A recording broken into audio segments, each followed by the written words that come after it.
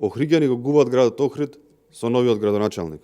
Охрид со Константин и СДСМ за жал нема да се развива како што доликува и треба, затоа што немаат идеја, немаат визија и желба. Константин и СДСМ започна со сервисирање на фактурите за изборниот инженеринг, а за жал граѓаните и градот Охрид се тие кои ќе губат. Првата фактура која што СДСМ и Константин ја сервисираат е премолчувањето и одобрувањето на незаконската изградба на минарето во чаршијата во строгиот центар на градот. Дали Константин и неговиот ментор Зора Заев ќе го одржат дадениот збор од предизборието и ќе ги повикуваат институциите да реагираат во врска со незаконската изградба на минарето.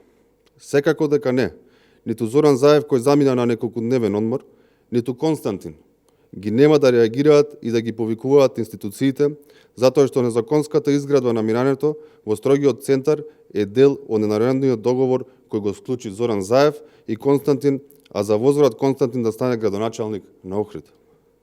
Овие трговци и сценаристи на изборниот инженеринг играат на картата на кратко помнење и ги навредуваат и потценуваат охриѓани. Доколку Константин има малку совест и му значат Охрид и охриѓани, без разлика на притисоците уцените и изборниот инженеринг кој го извршија на денот на гласањето, веднаш треба да ја прекине незаконската изградба на градбата.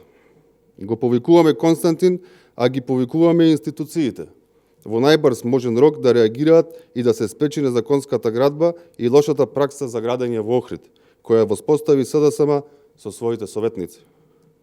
Секој оној кој ќе се одважи да спречи изградба на ваков нелегален објект, ќе има нашата поддршка во тоа. Се останато ќе биде дефокус од граѓаните и зелено светло за урбаната мафија и дивењето на незаконското градење во општина Охрид.